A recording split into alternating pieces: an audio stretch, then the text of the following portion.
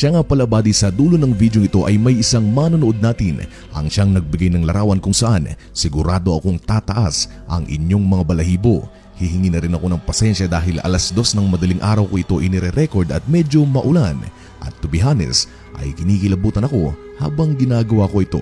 Uumpisahan natin ang lahat sa videong ito. Sa video makikita ang isang magandang dilag na nagpapakita ng mala makeup tutorial na video.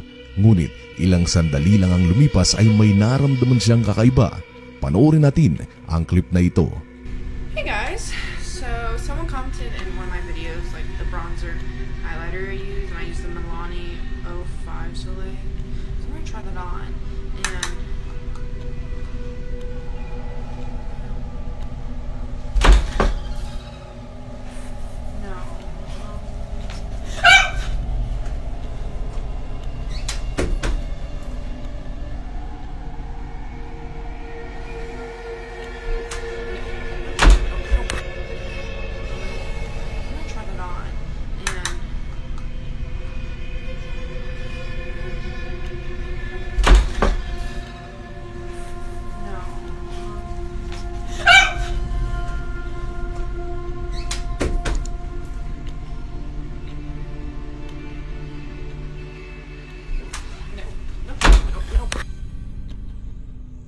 Just like everybody else buddy, ang TikTok ang isa sa mga paraan ng mga tao para makapagbigay ng aliw sa ibang tao. They are just having a good time, ika nga. And if I'm not mistaken, ay dito sa Pilipinas nakuhanan ang videong ito. Kuha ito sa Musical.ly app na siyang unang pangalan ng TikTok. Nagsimula ang video na masaya, dumadamob si Ating, pero ilang sandali lang ang lumipas ay may biglang dumungaw sa kaliwang bahagi ng kanyang braso.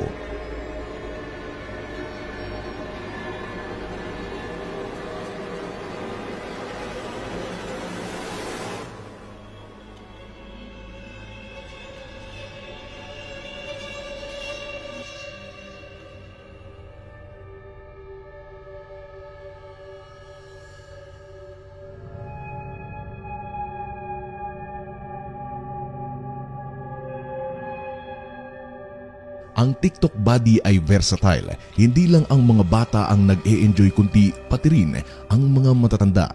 Sa susunod na video ay makikita ang isang matanda na sumasayaw.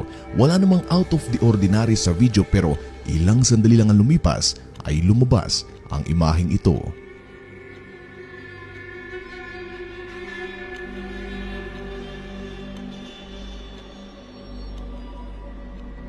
Napakabilis ng mga pangyayari. Mapapansin din na hindi lumabas sa kaliwang bahagi ng matanda ang naturang imahe.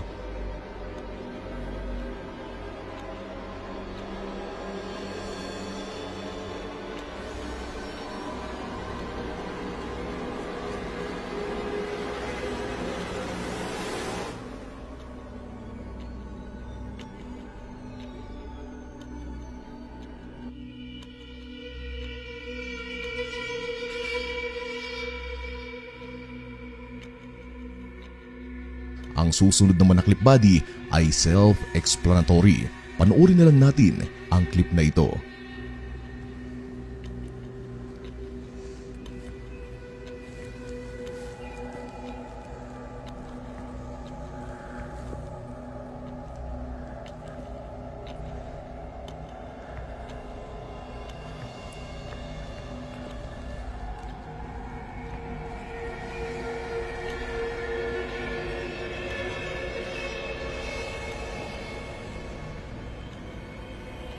Now, let me ask you, kung mag-isa kang natutulog, wala kang kasama sa bahay, nagse-cellphone lang sa iyong higaan, pero may narinig kang humihinga sa iyong tabi, ano ang gagawin mo?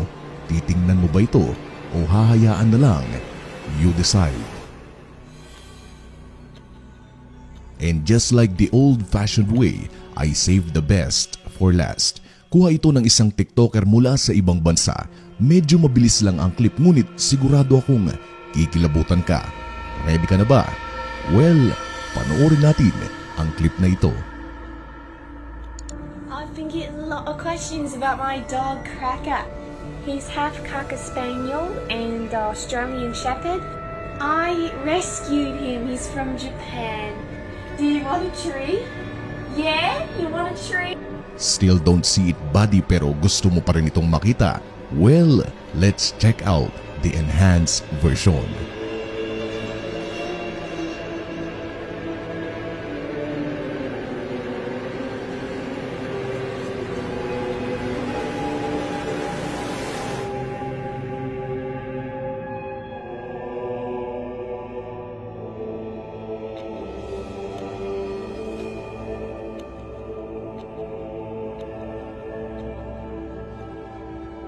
To be honest sa inyo buddy kung totoo man o hindi ang video ito ay isa lang, ang sigurado ako na talagang nakakatakot at nakakakilabot ang itsura ng nilalang na ito na nasa loob ng closet at malamang hindi maaalis sa inyong mga isipan sa inyong pagtulog. Sa parting ito buddy, tulad ng nabanggit ko kanina ay mayroong isang tao ang nag-send ng isang larawan kung saan ako man din ay medyo napaisip, kinilabutan. Galing ito sa tao na may pangalang Junlin Ryubuya. Sinabi niyang, "Hello Mr. Kaalaman, this photo was taken last December 31, 2010, my mom's birthday. This picture was uploaded by my mom's friend. As you can see that there's an unidentified hand holding my dad."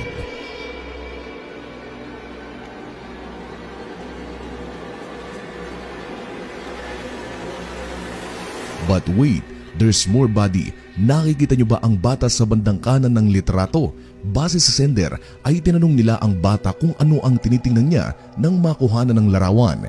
Ang tugon ng bata ay mayroon siyang nakikitang kung ano pero hindi niya kilala. Ngunit kamukha daw ito ng kanyang lola na sumakabilang buhay na. So, what do you think buddy? Kung may mga litrato o video man kayo kung saan may nakuhanan kayong kakaiba o nakapangingilabot ay marapat lamang na isend ito sa kaalamanhq@yahoo.com. Maraming salamat po sa walang sawang suporta and as always, thank you so much for watching. Goodbye.